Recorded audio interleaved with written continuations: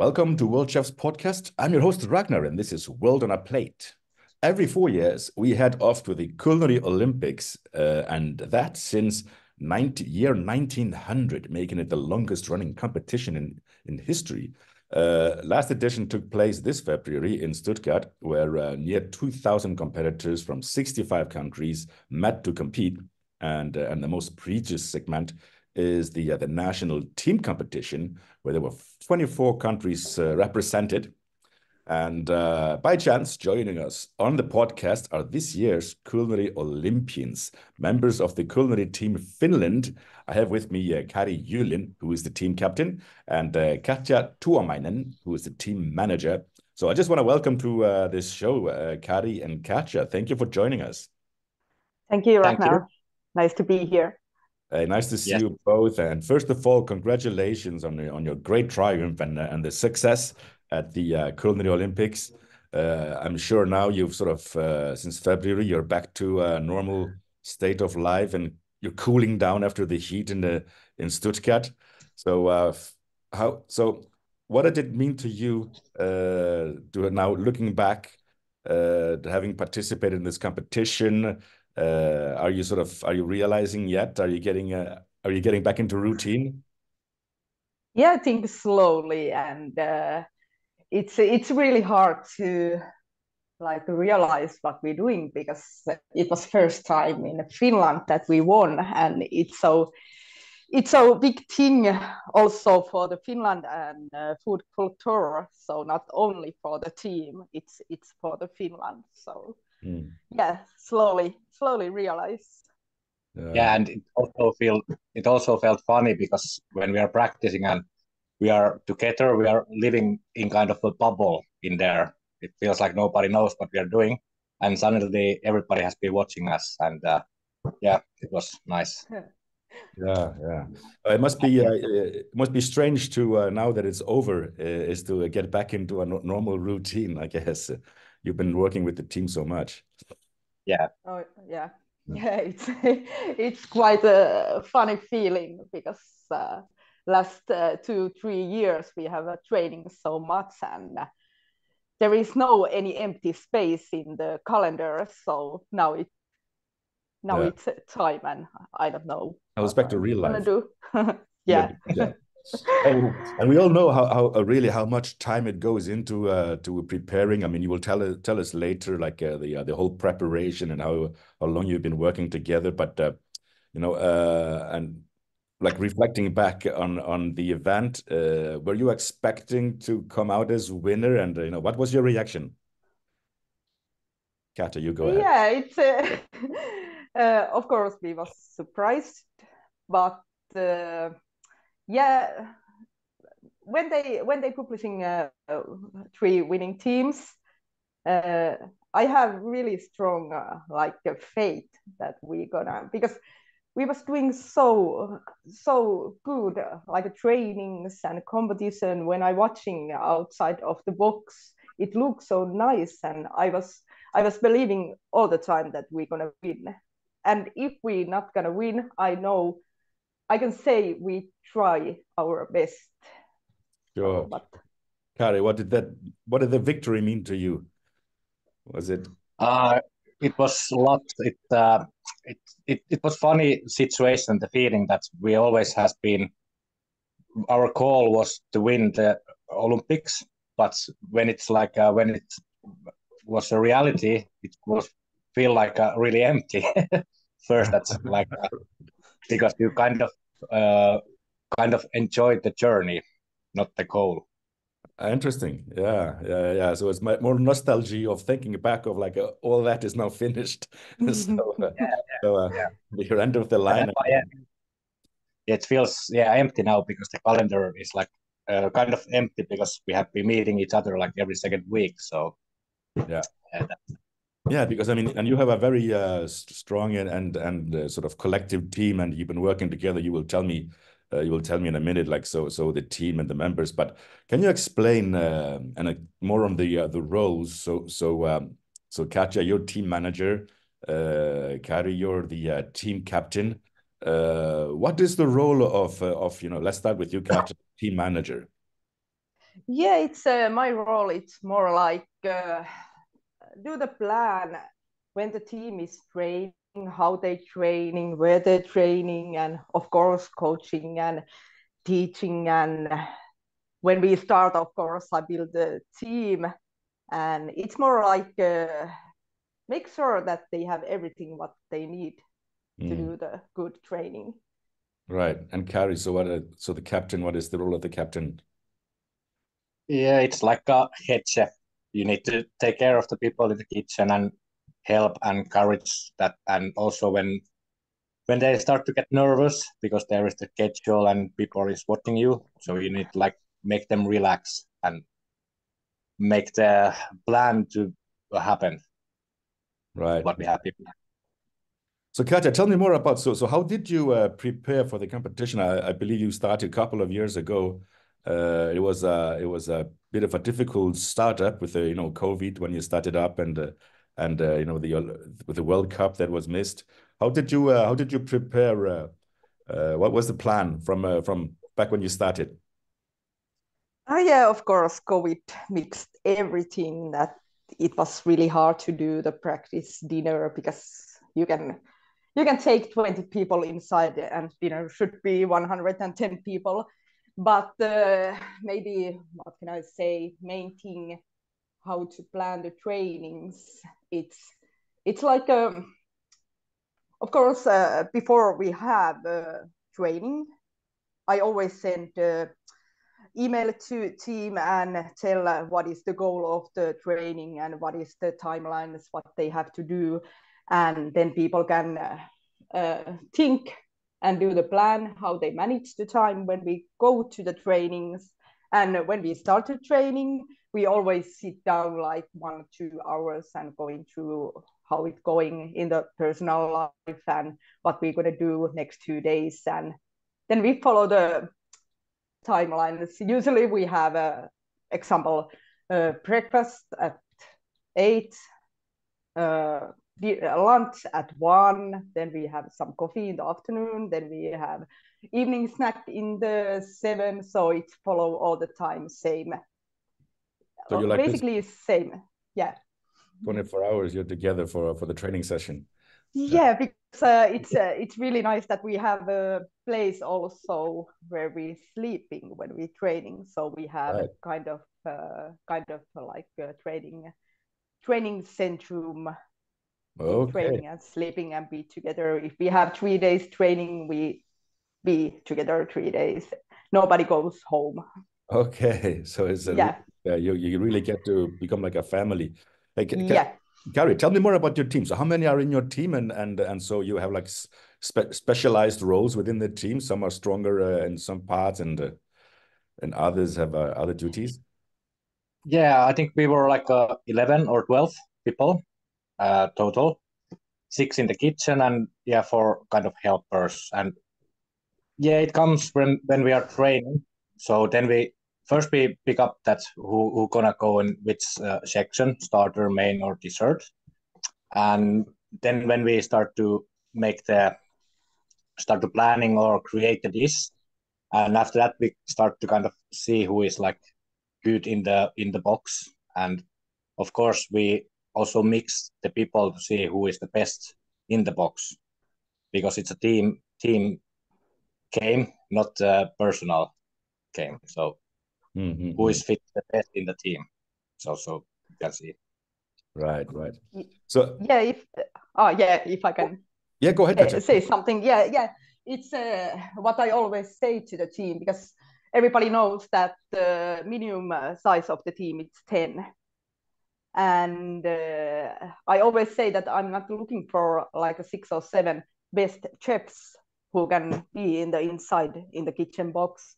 I'm looking for 7 person who can play together like a perfect way. So it's really important that if there is 10 or 12 chefs, everybody is like, when we're training, they are chefs. They are not like helpers or something like that. Right. So it's always like everybody, it's like a same level. Everybody has the same importance. Yes. To the team, And hey, so after like preparing for this long, and like you almost like you said, living together and training together for a couple of years' time, finally it comes to the event. You have to pack up and leave and make sure everything. Did you face any particular challenges during the competition? Were there moments where things were like hot, or was it all as planned? I guess it must have been great because you won. So. Yeah, of course, we follow the plan what I have made before a long time before to competition, and how we have training to same situation.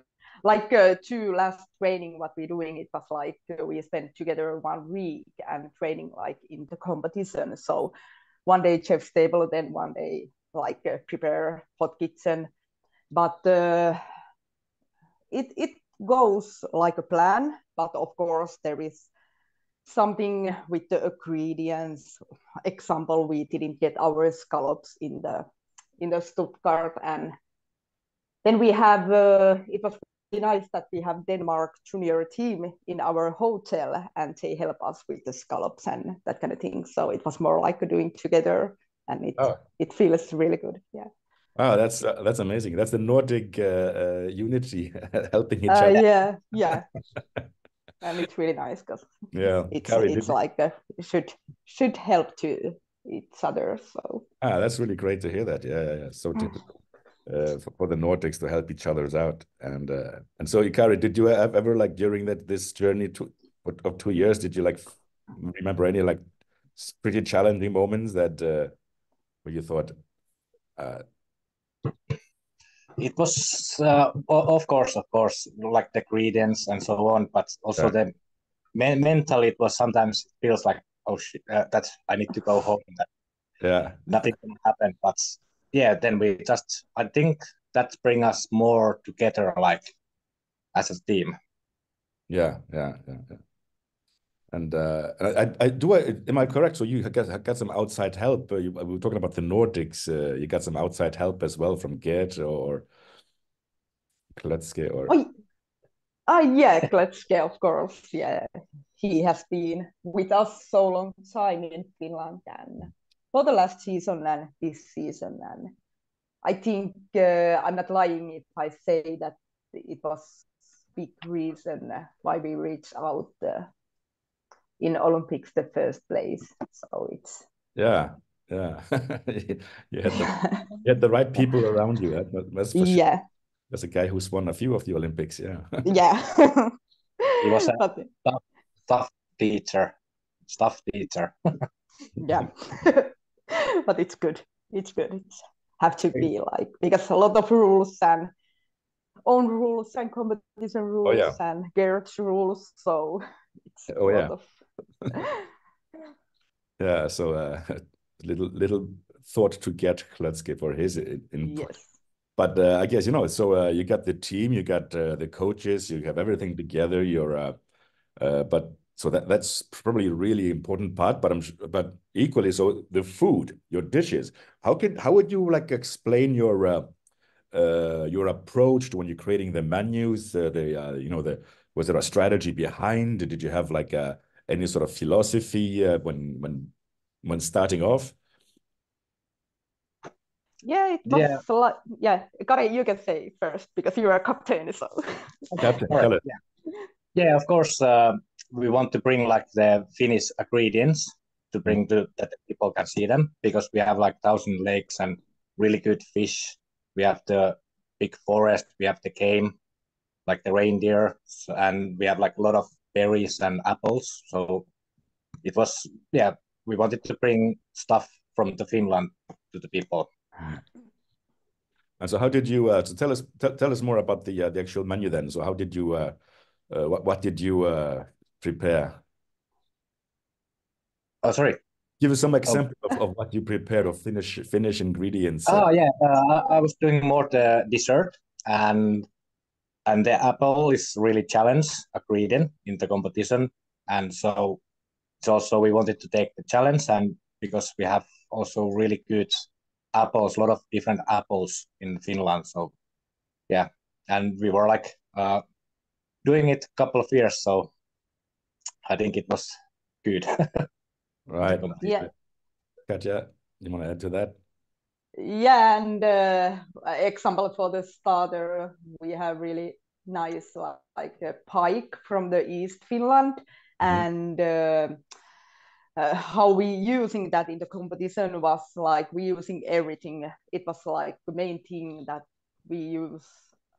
It was basically like a zero waste that we Right, tried zero to waste. reaching out. So we use the skin and scales, and of course everything for the stock, and also in the main course we have reindeer fillet, and we bake it for we using the reindeer fat and that kind of things to make it like more like interesting. And maybe at last time we focus more in the flavors, not so much in the technique.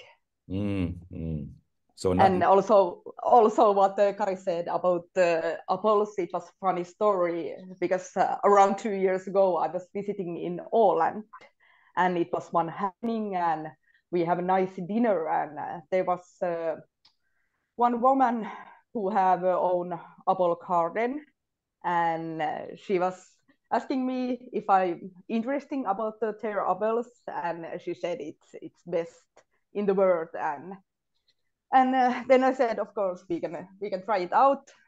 And suddenly she was driving at home place, middle of the dinner, and bring some apples for me, and we tasted. And then I take 20 kilos with me and drive to Finland back. Right. So you're like really seeking out special ingredients. Yeah. And rather to differentiate you from the competition by having natural flavors rather than showing off techniques. Is that correct? Yeah. And like our team, we didn't have that much people in the Helsinki. Everybody was around to Finland, and it was nice because everybody brings something special in the own like place where they live. So one guy was from the Lapland, and of course bring the reindeer, and one was fish guy was from the East Finland and bring the fish. So it was right. It was nice. You could show the diversity of the Finnish terroir, the Finnish produce, and all together. And I know, Kari, you tell me like you are one of your hobbies is the mountain herbs that are. Did you manage to use any of those? Was it too far out of season, or you had some dry ones with you? What are the typical to use? Yeah, it's maybe a little bit too far away from the season, but we have this really nice company what are making like micro herbs, so we are like using them, right? Also, like to reflect Finnish nature as well. Yes, exactly. So what would be like the typical flavors of Finnish nature? It's like we have like a lot of nettle, anise, maybe dill. Anise, dill, yeah. So mountain herbs and that give flavor. Yeah, and a lot of berries and mushrooms. Of course, yeah. So a very rich produce, and I'm sure your country, everybody was proud. How was the reaction when you got back home? The press, the media, did you get a lot of attention there? How important is it for Finland, do you think, that you won the Olympics? Yeah, it's really important, and we get a lot of like it was amazing. Everybody was so happy, and media they do many interviews, and it's really important.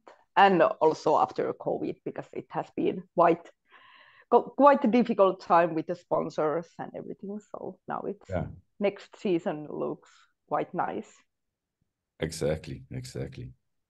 So now it's done. I don't know what will be the next role of your team, but just for your memories and memorable lesson that you learned from this experience, what advice can you now give to any aspiring chefs or the teams that want to seek success? Yeah, I think biggest thing, my advice is that make sure that every single chefs in the team is able to do the competition, because you never know what's happened. Right. So you have a bigger team. You have substitutes in case somebody needs to step out. Yeah, and it happens in the Stuttgart that one chef gets sick, and he was really sick, and it was same morning when we have a hot kitchen. So, but we have another chef who is jumping in the kitchen, so everything goes well, but never know what's happened. Yeah. Kari, what do you think? You've been competing for some time now, and with this experience, what do you see? Like usually, if you look at the other teams or before when you were competing, typical mistakes, and what is what is the advice you would give to? Yeah, it takes a lot of time, and you need to sacrifice, but I think it's worth it, and you need to really listen, and yeah, that's the way you learn. If you need to watch the other people also, how do they do it, then you can learn. And I think this journey has been really enjoyable, and I recommend for everybody. Yeah. So there's a lot of learning from the journey itself that. Yeah, by yourself and the cooking, and you get you grow bigger yourself. Yeah. No, I guess and so same for you, Katja. It's been quite a journey, and you would recommend it? Are you doing it again? Is it the same team going for next World Cup?